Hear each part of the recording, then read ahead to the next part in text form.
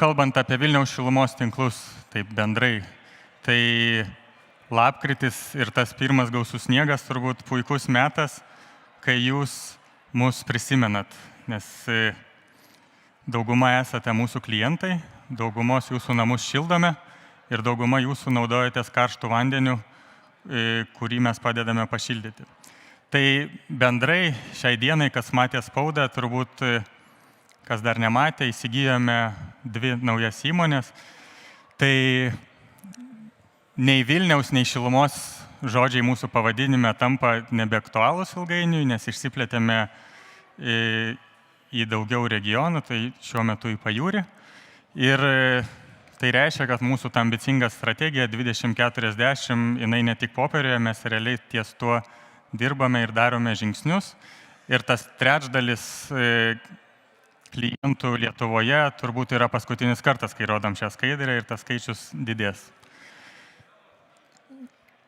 Kalbant apie IT dalį Vilniaus šilumos tinkluose, naudojame labai daug IT sistemų ir žvelgiant iš klasikinio verslo perspektyvos, tai gali atrodyti kaip perteklius, tačiau šioje vietoje turime labai aišku atsakymą. Tai mūsų gamybos dalis pakankamai specifiška ir ta specifika reikalauja įvairių sistemų, kurios nėra naudojamas tradicinėme versle.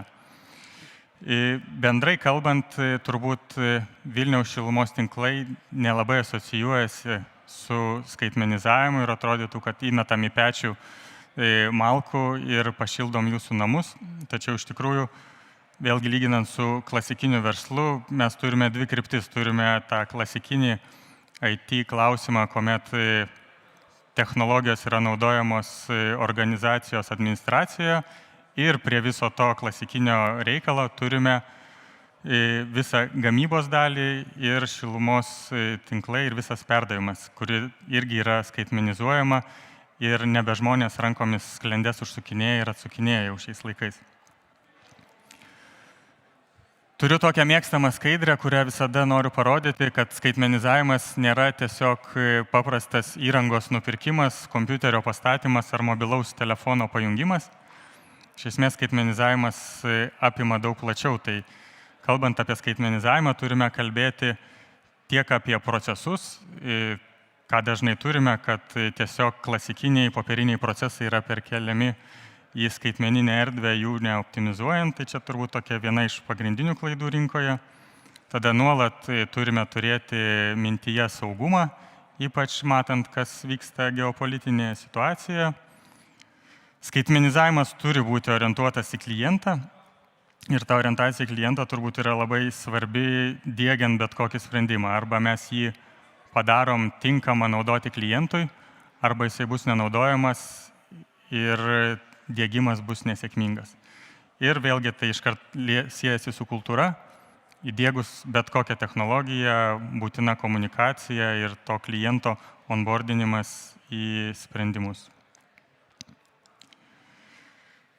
Taip, tai tokios pagrindinės tezės, kurias esame pasisakę savo organizacijoje, tai kad IT įrankiai turi tapti ne pagalbiniai, ne kažkoks Excelis, kur paskaičiavau, atsispausdinau lapą ir einu tiesti vamzdžių, o tai turi būti pamatiniai sprendimai, kuriais yra remiamasi priimant įvairius sprendimus ir ilgainiui, kad tie technologiniai sprendimai galėtų patys priimti sprendimus ir patys atlikti pokyčius. Tai yra, kad ne įrankiai būtų pagalba žmogui, o kad žmogus būtų pagalba įrankiui ir turėtume mažiau žmogiškųjų klaidų. Tuomet dar tokie 3 pagrindiniai punktai, tai yra, kad prioritetą teikiam standartiniams sprendimams ir SaaS sprendimams. Aš noriu, kad mes užtikrintume ilgalaikiškumą, neprisiprogramuotume įvairių legacy sprendimų ir už 10-20 metų atėję nauji kolegos neturėtų problemų dirbant su jais. Visus sprendimus, kurie susiję su IT, diegiame centralizuotai. Komandos organizacijoje pačios neperka įrankiukų, kiekvienas padalinys po stalu nesiprogramuoja. Viską darome per vieną langelį. Ir taip pat sprendimus diegiam organizacijai, o ne pagal kažkieno vieno pageidavimus, kad tas mygtukas man gražesnis, o galbūt tas langas patogesnis.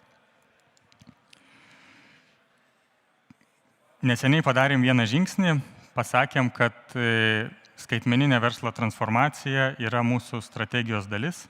Tai yra papildėm strategiją, iškeldami skaitmenizavimą kaip vieną iš 5 pagrindinių strateginių Vilniaus šilumos tinklų krypčių. Ir tam, kad būtų aiškiau, apie ką mes kalbam tiek mums viduje, tiek išorėje, išskaidėm dar į tokias 2 dalis. Vienas yra, kad tie sprendimai turi įgalinti mūsų klientus, išorinius klientus, tai yra jūs, didinti efektyvumą.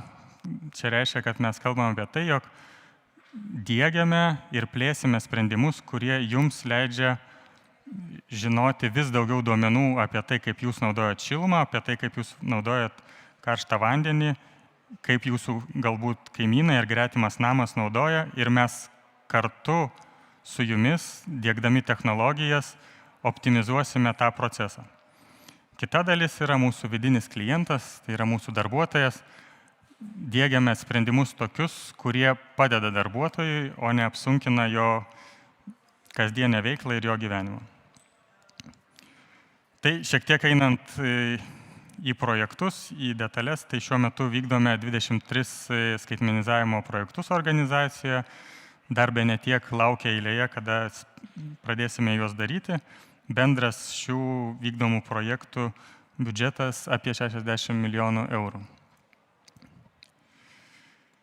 Tai susijęs su mūsų strateginė kryptimi, tai iš to nauda turėtų atsirasti 2 kryptim. Vienas, tai diegdami tuos sprendimus kartu su jumis mes pasieksime mažesnę kainą ir tuo pačiu diegdami technologinius sprendimus mes juos padarysime patogesniais tiek mūsų vidiniam klientui darbuotojui, tiek mūsų išoriniam klientui, tai yra jums. Ir šiek tiek trumpai apie mums įdomiausius ir galbūt ne visada gerai matomus išorėje projektus. Tai turime Smart programą, kuris susideda iš 8 projektų. Kalbame apie išmanę apskaitą Vilniaus mieste. Tai yra beveik 300 000 įrenginių, kurių duomenys yra nuskaitomi nuotoliniu būdu. Šiai dienai, kaip žinia, dar yra įrenginių, kurie nurašomi ranka, kurie nėra skaitmenizuoti, kurie neperduoda duomenų. Tai turime tikslą per ateinančius kelis metus neturėti nei vieno įrenginio, prie kurio reikia nueiti fiziškai, pasižiūrėti į jo ekranėlį ir kažką ranka užrašyti ar nurašyti. Ir turime tikslą tuos duomenis, kaip ir minėjau anksčiau, atiduoti jums, kad jūs galėtumėt patys analizuoti ir mes taip pat prisidėsime prie to, kad šilumos vartojimas perteklinis mažėtų. Kitas įdomus projektas yra skaitmeninis dvynys. Tai čia dešinėje pusėje matote tokią naujosios Vilniaus schemą, yra pilotinis projektas šiuo metu paleistas, kur mes savo tinklą, savo vamzdyną turime ne tik po žemę, bet turime ir kompiuterio ekrane. Ir ką mums tai duoda, tai sistema, nebe žmogus, gali prognozuoti ir rekomenduoti temperatūrą tinkle. Ten tai pakankamai blogai matosi, bet iki vidurio grafiko yra faktas, už vidurio grafiko yra sistemos rekomenduojama temperatūra, tai šitą sprendimą ant mažos apimties tinklo jau esame išbandę, tai leidžia mums net keliais laipsniais mažinti temperatūrą visame tinkle, tai reiškia, mums reikia deginti mažiau kuro ir reiškia, mes tuo taupome aplinką ir mažiname jūsų sąskaitas. Čia viena dalis, kur žvelgiant iš privataus verslo perspektyvos, turbūt nieko nenustebinsim. Kalbant apie viešąjį sektorių, aš asmeniškai šią vietą didžiuojasi, nes šiuo metu pakankamai stipriai judame į debesis.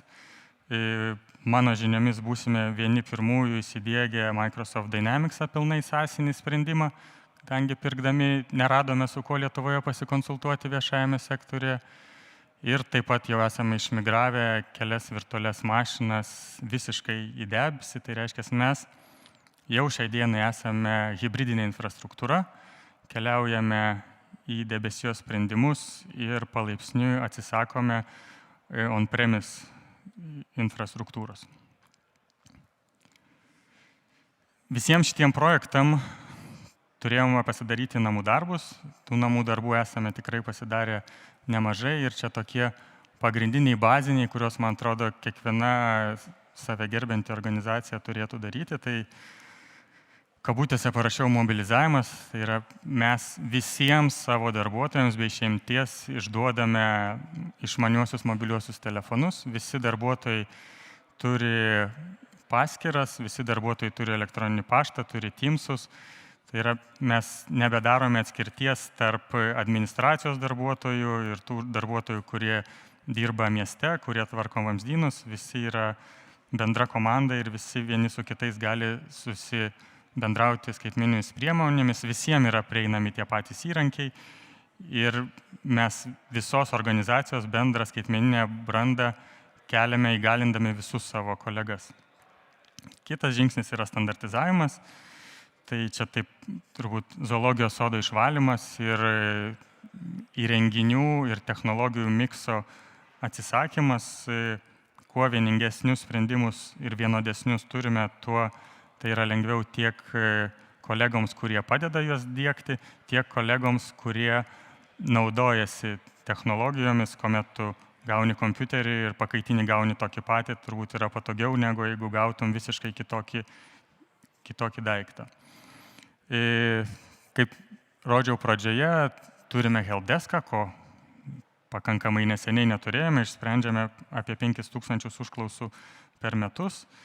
Ir visai neseniai pasileidome avarinio atstatymo, tai Disaster Recovery saitą.